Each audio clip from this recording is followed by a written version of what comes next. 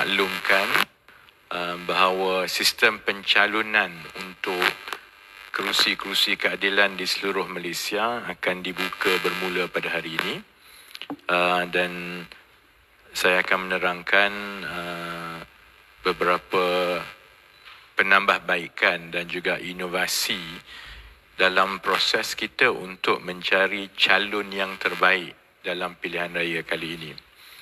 Yang keduanya, bahagian kedua selepas ini ialah juga mengenai persediaan kita menggembeling bukan sahaja kekuatan akar umbi dan anggota keadilan, tetapi juga rakyat keseluruhannya untuk menghadapi banjir.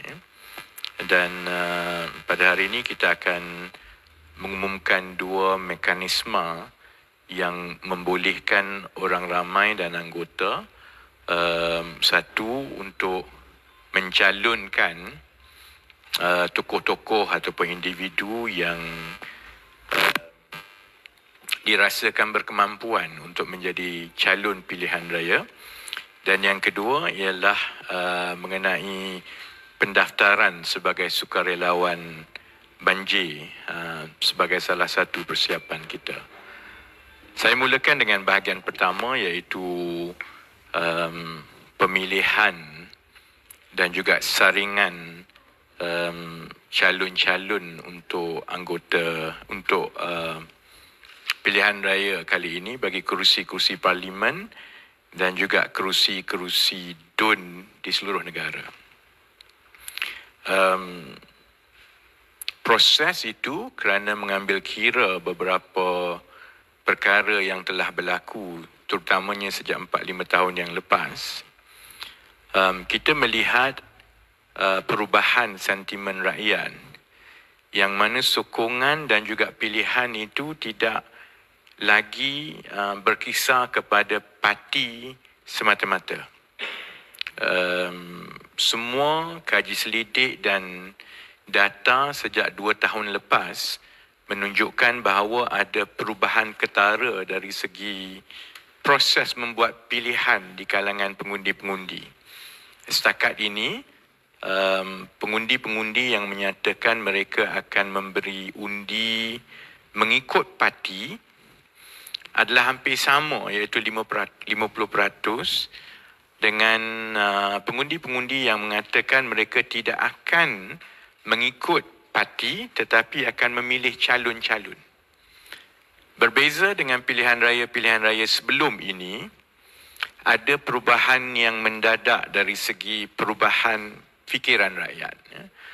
Maknanya, akibat soal lompat parti, kemudian Sheraton Move dan yang lain-lain, rakyat telah pun mendahului parti-parti politik, iaitu mereka tidak lagi akan memilih semata-mata berdasarkan parti. Kalau kita ingat dalam tahun 2008 dahulu, semasa ada gelombang besar di Selangor contohnya, orang kata kalau letak songkok pun boleh menang. Sebelum itu pun UMNO pun begitu. Oleh kerana di masa-masa yang lepas, pengundi selalunya mengikut pilihan parti semata-mata, itulah yang menyebabkan dalam beberapa dekad kebelakangan ini, mutu calon-calon dan wakil-wakil rakyat itu dipersoalkan oleh rakyat. Kerana ada yang bagus di mata parti, sama ada dia bodek ke, sama ada dia beli sokongan dalam parti ke, dan mereka menumpukan usaha mereka itu untuk mendapat tempat dalam parti, tetapi bila dia jadi wakil rakyat, dia bukan sahaja tidak boleh memberi khidmat yang baik, tapi sebenarnya dia tak ada sumbangan pun dari segi peranan yang sepatutnya dimainkan oleh wakil rakyat. Pergi ke parlimen dia tak boleh berbahas dengan baik, dalam dewan pun dia diam, dan lebih teruk lagi, kalau partinya itu menjadi kerajaan, dia dapat jawatan menteri, tapi memang dia tak faham apa-apa. Jadi akhirnya dia tidak ada sumbangan untuk menambah baik dari segi pentadbiran, dasar dan lain-lain. Inilah sebenarnya budaya politik yang menyumbang kepada berlakunya Sheraton Move. Dan PKR sendiri dalam MAN kami selama 20 tahun, kami melalui proses membersihkan budaya itu.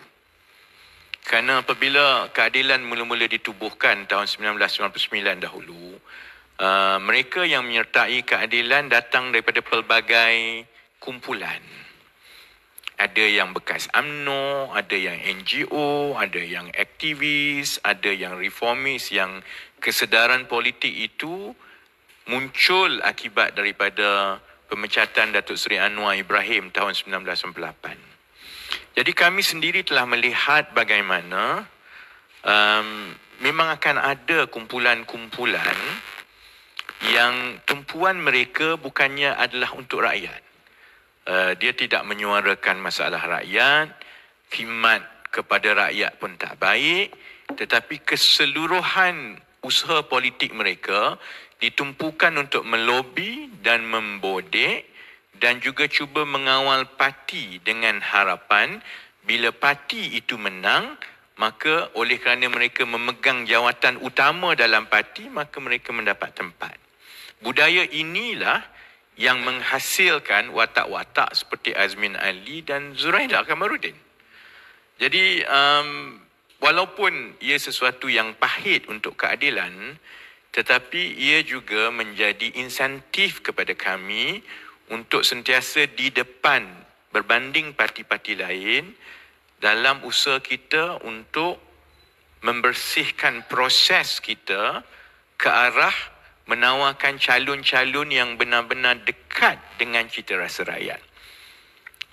Kebelakangan ini apabila data itu menyokong peralihan dari segi persepsi rakyat terhadap calon-calon yang ditawarkan, sebab itu Jabatan Pilihan Raya Pusat Keadilan, saya sebagai pengarah, YB Roziah sebagai Timbalan Pengarah Pilihan Raya Pengurusan, Saudara Manivanan sebagai Timbalan Pengarah Pilihan Raya Bahagian Operasi dan Kempen, dan Saudara Kahing sebagai Timbalan Pengarah Pilihan Raya Bahagian Data dan juga Digital. Dan ini adalah pasukan Pilihan Raya Pusat Keadilan. Kami telah melalui proses dalaman di dalam keadilan sejak sebulan yang lalu untuk menukar sepenuhnya proses pemilihan calon dalam keadilan. Dan kebetulan esok ada ura-ura untuk bubar parlimen.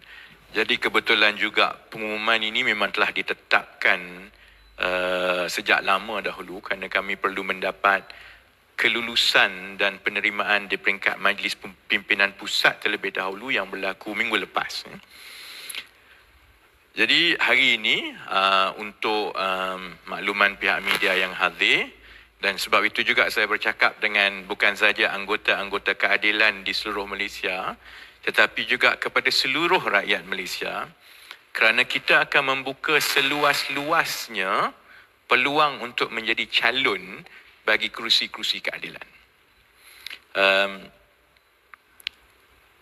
Kalau mereka yang berminat untuk menjadi calon, termasuklah sahabat-sahabat media kat sini, boleh daftar sekarang. Semua calon-calon yang berminat untuk mana-mana kerusi keadilan boleh mula mendaftarkan dan mencalonkan diri sendiri di laman www.calonkeadilan.org. Saudara-saudari boleh pergi sekarang, orang ramai yang sedang menonton di luar, anggota parti, boleh sekarang.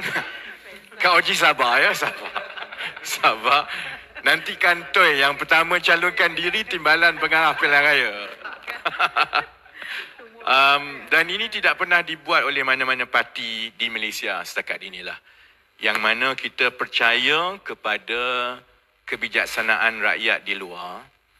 Kalau ada calon-calon yang mereka rasakan boleh mewakili keadilan, dia tidak lagi satu kelab eksklusif yang mana hanya orang yang baik dengan saya boleh jadi calon ataupun boleh dicalonkan, ataupun orang yang dilihat rapat dengan orang itu dan orang ini, semua boleh mencalonkan diri, sudah tentulah tertakluk kepada syarat-syarat tertentu. Contohnya, kalau gila tak boleh lah. Kenalah waras. Syarat-syarat itu sudah tentu ada di laman calonkeadilan.org, dan saya nak ambil sedikit masa sekarang untuk menjelaskan proses saringan calon-calon keadilan yang akan bermula pada hari ini. Semua rakyat Malaysia tertakluk kepada syarat-syarat yang ada di laman calonkeadilan.org, boleh mendaftarkan untuk menjadi calon prospektif untuk keadilan. Tidak ada halangan, dia terbuka luas, dan kami berharap supaya itu akan memanggil tokoh-tokoh ataupun rakyat Malaysia yang berkebolehan, yang ingin berkhidmat, yang cerdik dan yang ingin membaiki sistem kerajaan dan pentadbiran di negara ini untuk tampil ke hadapan. Dalam saya ingat 1-2 hari ini, kami rasa kita akan mendapat pencalonan yang banyak. Jadi kami sedang bersedia untuk menyaring beribu-ribu. Anggaran kami besar kemungkinan kami akan dapat 10,000 calon. Jadi sebab itu, proses saringan telah pun dibentangkan dan diterima pakai di peringkat Majlis Pimpinan Pusat Keadilan yang akan berlaku seperti ini. Proses kenal pasti calon, saringan dan pemilihan calon akan diselaraskan mengikut mekanisme dan prinsip seperti berikut.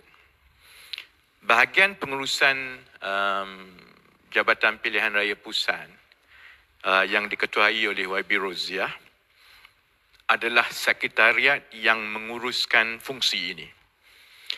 Pun begitu, jangan kacau dia dengan telefon, jangan kacau dia dengan WhatsApp.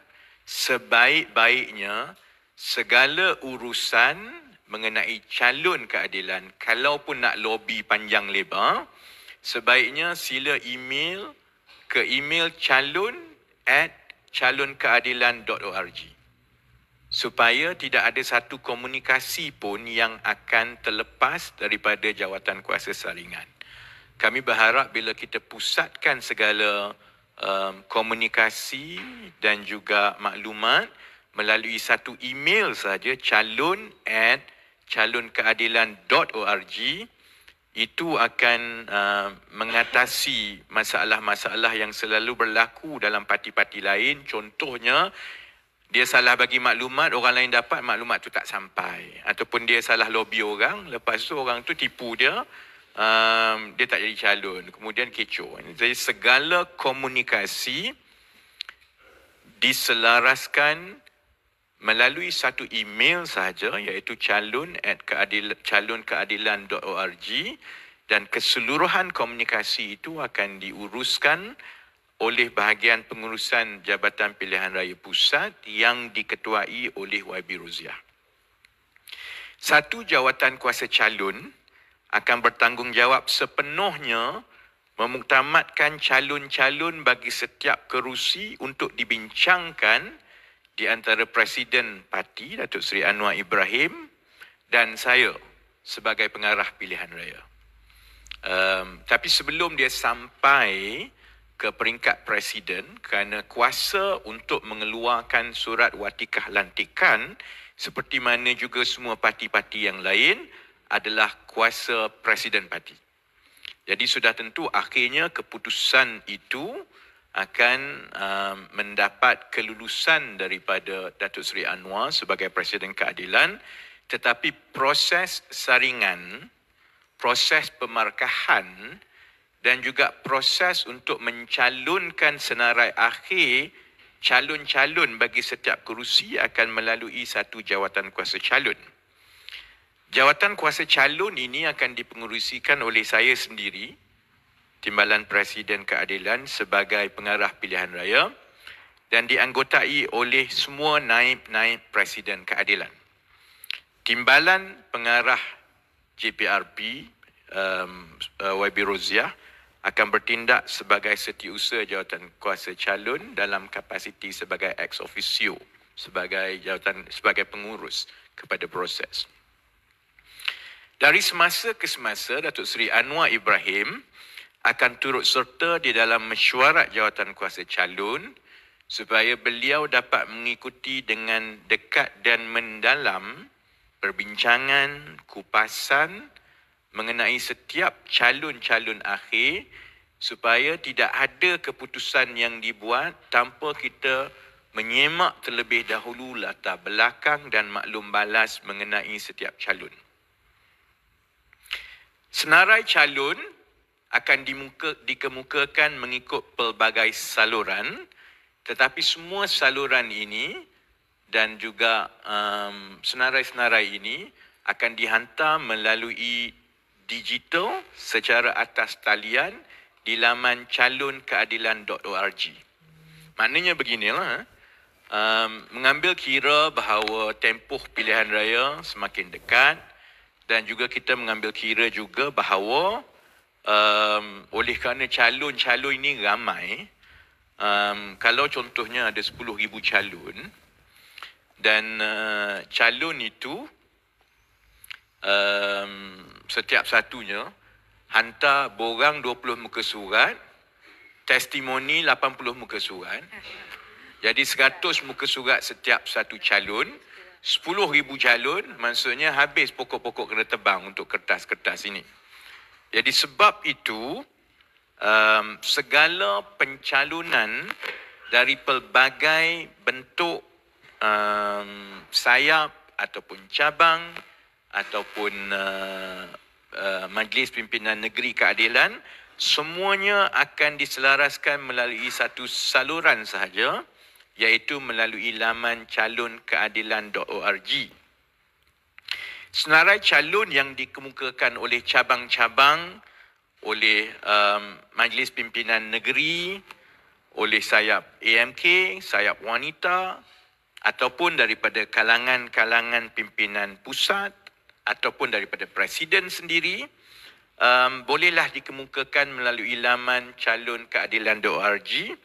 Setiap calon yang dikemukakan akan disemak untuk mendapat fakta objektif mengenai kekuatan pasukan jentera, kerana kita juga ada satu platform pilihan raya yang mengukur kekuatan jentera setiap kerusi keadilan. Jadi contohnya kalau cabang Pandan mencalonkan Kaheng kat sebelah, tapi kalau kita tengok kepada platform pilihan raya kita, Kaheng sebenarnya ada 5 orang je kat situ yang berdaftar untuk buat kerja untuk dia. Maksudnya sementara kita menerima pencalonan saudara Kaheng untuk cabang Pandan, kerusi Parlimen Pandan, besar kemungkinan dia tak tanding kat situlah. Jadi kita ada data dan platform pilihan raya untuk mengukur kekuatan pasukan jentera. Kita juga akan mengukur pengaruh calon-calon itu di kalangan pengundi. Kita juga akan melihat latar belakang peribadi dan juga kepakaran setiap calon. Sebab kadang-kadang semua orang nak jadi calon dan semua orang rasa dia hebat. Kan? Tapi kita juga nak tengok, kalau contohnya dia mencalonkan diri dia sebagai wakil rakyat, yalah kena tengok ada kelulusan yang mungkin sepadan dengan jabatan tertentu, fungsi tertentu dan lain-lain. Ya. Jadi saya harap saudara-saudari dan sahabat-sahabat yang menonton di luar boleh menghargai betapa banyaknya kerja kami untuk memastikan bahawa proses saringan calon untuk keadilan kali ini benar-benar telus dan transparent, boleh dilihat sendiri oleh pengundi dan orang ramai bahawa prosesnya ini teratur dan juga dia berdasarkan kepada maklumat, fakta dan data. Bukan soal siapa kenal siapa dan bodek semata-mata. Oleh kerana tugas itu cukup besar, dan kalau kita menjangkakan ada 10,000 orang yang akan mencalonkan diri, sebab itu kita kena letak tarikh tutup untuk mencalonkan calon-calon. Tarikh pencalonan akan ditutup dari seminggu daripada sekarang.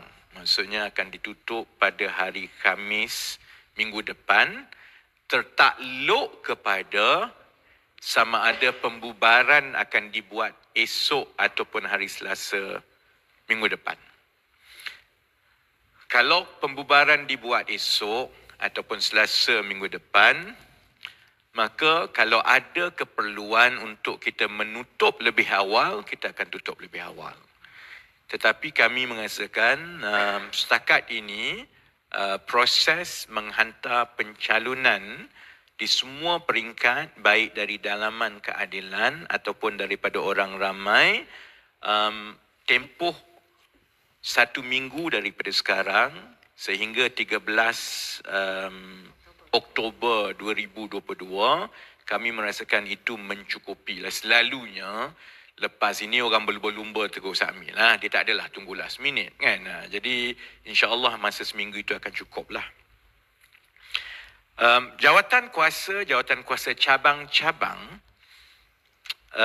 sudah tentu ada calon-calon mereka sendiri, dan sementara mereka menghantar pencalonan itu melalui atas talian, JPRP juga akan mendapatkan pengesahan calon-calon dari cabang-cabang itu melalui satu surat rasmi daripada cabang kepada JPRP untuk merekodkan keputusan cabang mengangkat calon-calon ke JPRP.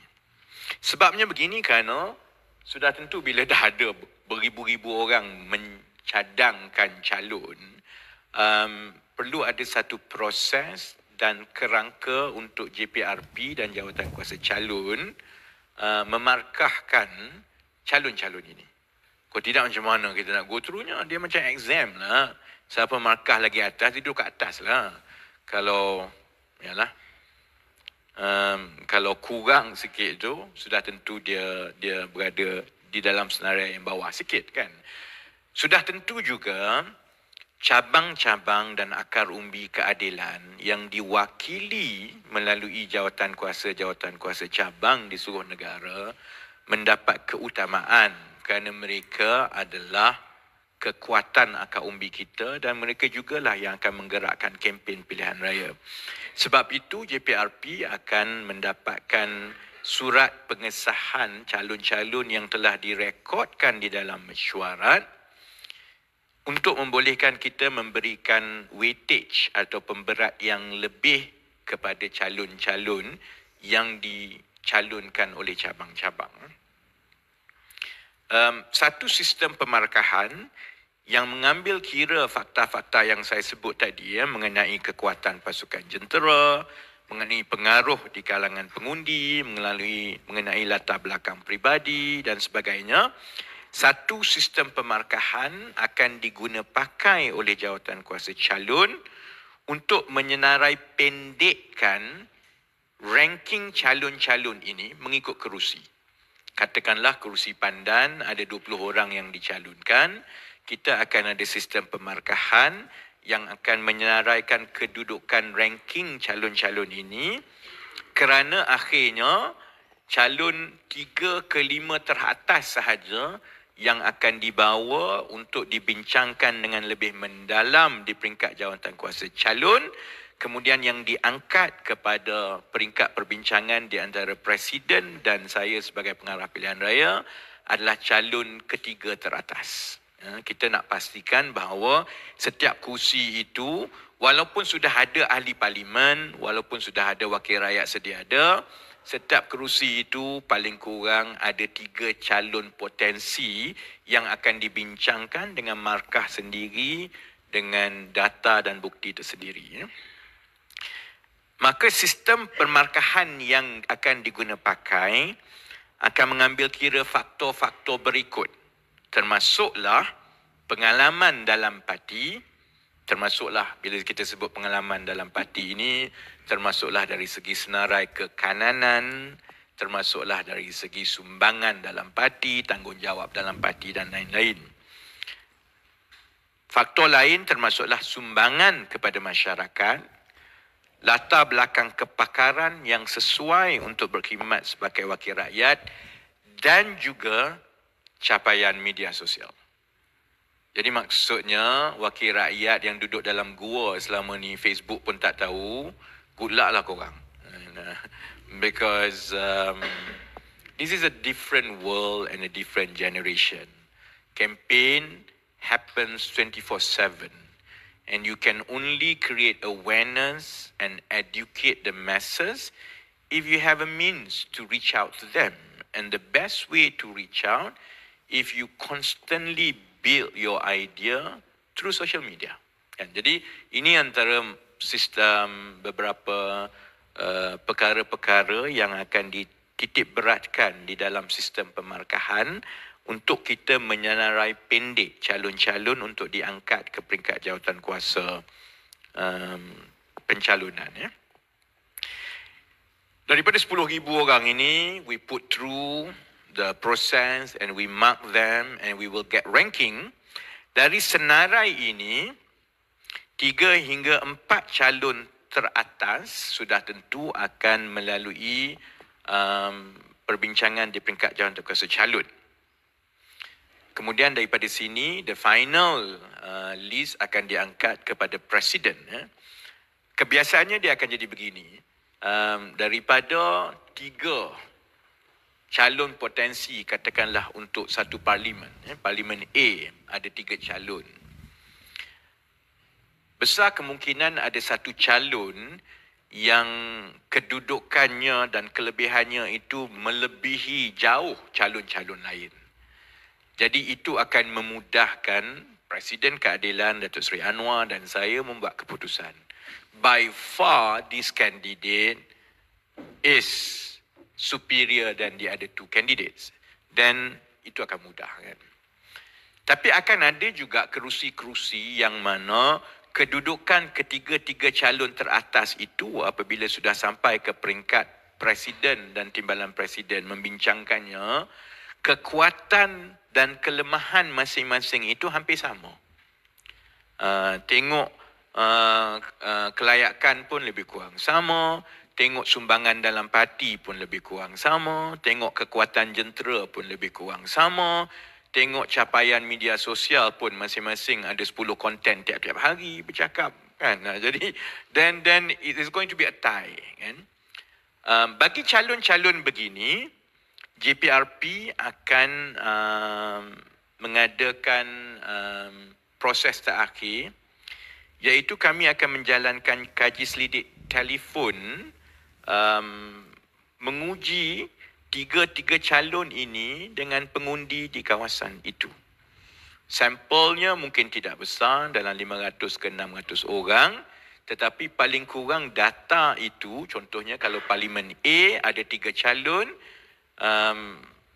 pengundi di Parlimen A akan mendapat panggilan yang kita programkan melalui komputer untuk mereka memberi maklum balas di antara 3 calon potensi keadilan itu, yang mana mereka lebih suka. Kan? Jadi itu akhirnya menjadi maklumat tambahan untuk kita membantu memastikan calon yang akhirnya kita tawarkan kepada rakyat itu benar-benar telah melalui proses yang terbaik. Dan seperti yang saudara-saudari dan rakan media tengok, sebahagian besar daripada proses itu kami cuba sebaiknya untuk membuang segala ruang subjektif as best as possible. It's not just because of my training as an engineer, as an accountant, and also run a data science firm. It's my belief that as best as possible, especially in matters of politics and choice, as best as possible you need to try to be objective and remove any room for subjectivity. Kan? Dan kami berharap akhirnya ini adalah satu inovasi politik yang baru di negara ini. Sudah tentu kita akan cuba yang terbaik. Tetapi saya ingat paling kurang tindakan keadilan ini yang tidak pernah dibuat oleh mana-mana parti politik, dan sedari-sedari tahu bahawa selalunya dalam parti politik ini kita banyak warlords di bawah. Dan dekat-dekat dengan pilihan raya, kalau dalam UMNO, kalau dalam Bersatu, dalam PAS sendiri, selalunya dekat saja masa dengan pilihan raya umum, mereka akan bergolak soal calon. Kalau tak dapat dipilih, dia akan boikot dan sebagainya.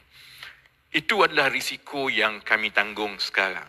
Because we are trying to reform the political culture in this country.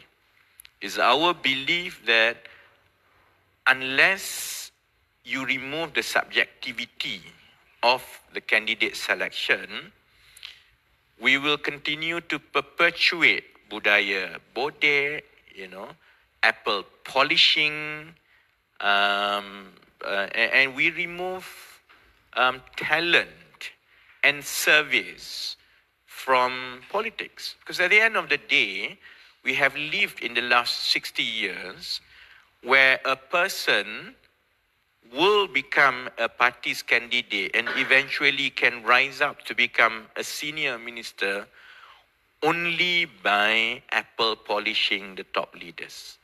It doesn't matter what is his or her talent. It doesn't matter his or her track record for the public. It doesn't matter that you have hardly ever heard them ever spoken about anything. But they become a senior minister. And that's why you see among the most viral content on social media are politicians and ministers making fool of themselves. Jadi kami percaya bahawa there must be a stop to this culture. Dan caranya ialah setiap parti politik kita mestilah berhadapan dengan risiko-risiko dalaman untuk kita mengubah budaya politik dalaman itu. And we are willing to risk it this time around, albeit it's only most probably 1 month away from election, but we will take the risk if this means that we can convince voters out there that we are trying our best to shortlist and present the best slate of candidates for this general election. Jadi untuk rakan-rakan parti dan calon-calon yang sekarang sudah sibuk cari tablet untuk daftar, bagi urusan dalaman, JPRP akan mengedarkan pekeliling penuh kepada cabang-cabang dan pimpinan di seluruh negara pagi esok, supaya semua yang saya telah umumkan ini menjadi panduan secara bertulis mengenai prosesnya. Jadi sebab itu, insya-Allah lepas ini hidup saya lebih aman kerana orang tidak mengacau untuk cuba melobi menjadi calon. Jadi kepada rakyat biasa yang mendengar, fear not. I am universally known for not picking up calls. Jadi kalau semua yang nak jadi calon untuk 1-2 bulan yang lepas, yang sibuk telefon saya tak berhenti-henti, saya bukan saja tak jawab panggilan saudara-saudari, saya memang tak jawab semua. Jadi it's fair and square. Jadi kita nak pastikan bahawa peluang untuk menjadi calon itu diberikan sama rata kepada semua. Sebab itu, semua kena daftar online melalui calonkeadilan.org, dan saya juga akan ingatkan Datuk Seri Anwar Ibrahim supaya dia submit online juga. Takut dia terlupa kan. Jadi, I think before we go to the second part of the media conference, which is on persediaan banjir dan sukarelawan, kalau ada soalan-soalan daripada rakan media yang hadir. Ya. Tak dengar apa dia?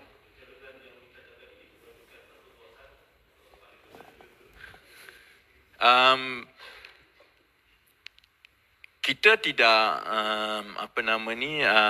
hadkan di dalam sistem itu kursi mana dia boleh, kursi mana dia tak boleh.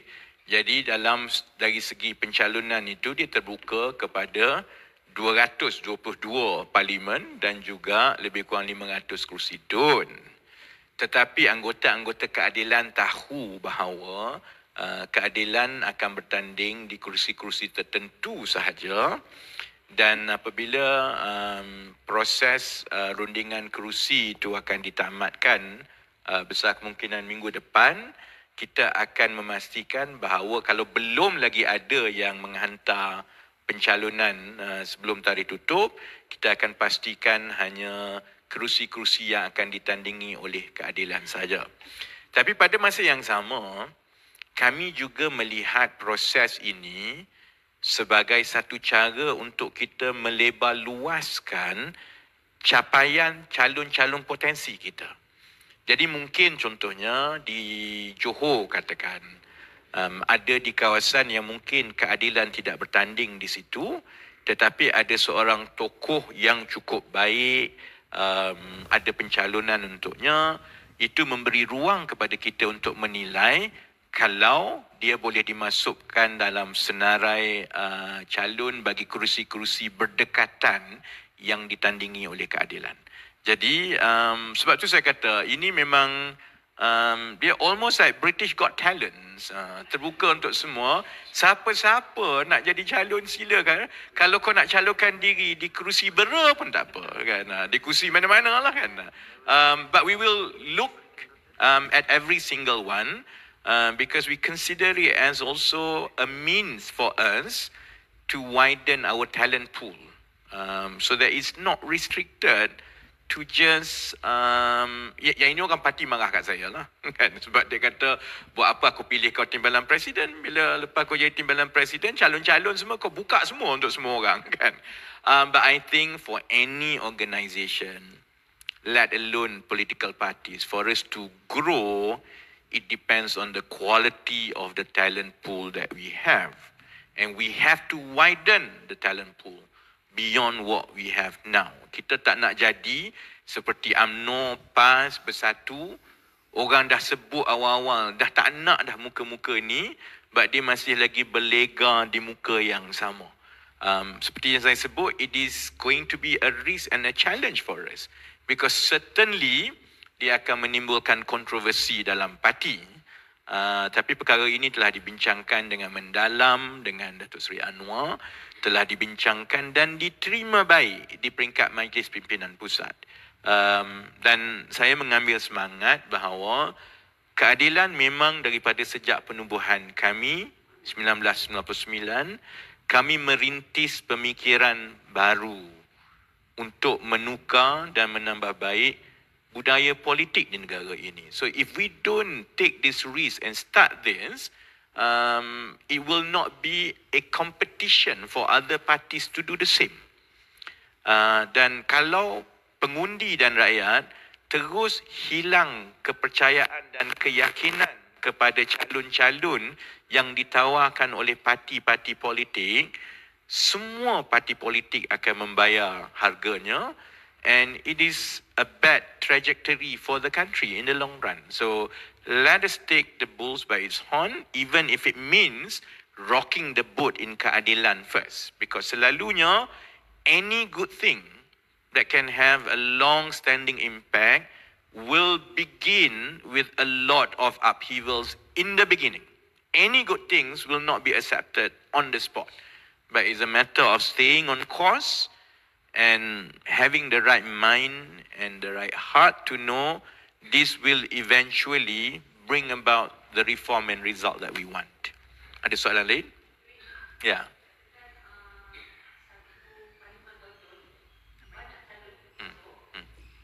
Kak Yus nak jadi calon ke Kak Yus? Dia tak pernah tanya soalan. Aku dah jadi 10 tahun. Tiba-tiba dia tanya soalan pasal calon.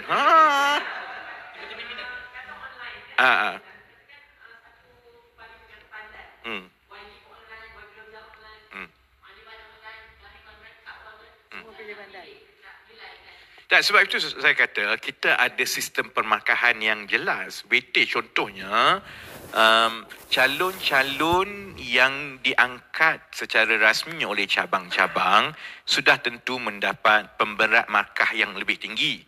Kemudian kita tengok pula kepada kriteria lain, contohnya latar belakang, contohnya sumbangan dan senarai kekananan dalam parti, sumbangan kepada masyarakat.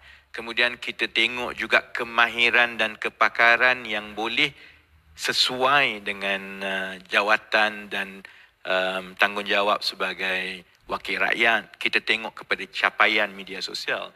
Jadi semua ini akan memberikan markah yang kita tak boleh ubah. Maksudnya kita ada a very clear marking scheme. Tapi marking scheme dan markah ini tidak menentukan calon. Dia hanya menentukan the top 5 untuk kita angkat seterusnya. Most probably, dia akan membolehkan 80% daripada calon-calon yang benar-benar layak lah. Yang lain tu dia nak mencuba nasib, silalah. Tapi belum cuba, belum tahu. Besar kemungkinan 80% calon yang benar-benar berkelayakan, berkaliber, itu akan masuk ke dalam senarai pendek 5 untuk dibincangkan satu persatu di dalam jawatan kuasa calon. Daripada 5 itu, kita kena eliminate 2 supaya dia masuk 3 terakhir itu, seperti yang saya sebut, kalau contohnya, saya bagi contoh lah, YB Roziah dia bertanding di kerusi A. Dia dah daripada awal 20 tahun dalam parti, pengalaman 20 tahun dalam kerajaan dan sebagainya. Tiba-tiba adalah seorang lagi yang masuk dalam senarai nombor 2 dan nombor 3 tu. 2 orang lagi baru masuk parti 5 hari lepas, contohnya kan. Dan dia tak ada jawatan apa, dia pun ialah satu-satunya kehebatan dia ialah mungkin dia ada satu video viral seumur hidup dia kan. Jadi dia dapat markah sebab yang itu kan. Jadi kalau macam itu, you can see clearly that one candidate is by far a leading candidate. Tak ada isu lah. Tapi kalau contohnya tiga-tiga calon itu dia agak rapat-rapat. Jadi untuk saya buat keputusan aku suka orang ni, aku tak suka orang. I don't want to make that decision, you know.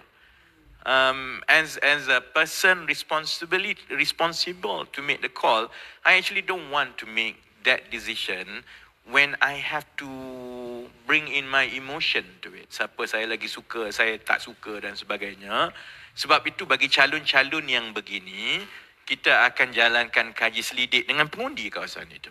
3 orang, we will get, bagi setiap kawasan parlimen yang terlibat seperti ini, kalau kita tanya 600 orang pengundi, 3 calon ini, yang mana yang dia nak? That is not conclusive siapa boleh menang ke tidak. Tetapi paling kurang, it is as objective as you can in order for us to finalize one good candidate for us to offer to voters. Ada soalan lain mengenai perkara ini? Kalau tak ada, tak ada? Okay, kalau tak ada, then saya ucap terima kasih kepada sahabat-sahabat dalam JPRP. I then now send you to start looking at the submission calon-calon yang akan mula masuk tanpa henti selepas ini. Kan? Kita akan teruskan dengan bahagian kedua sidang media pada hari ini berkenaan persediaan keadilan untuk menghadapi banjir.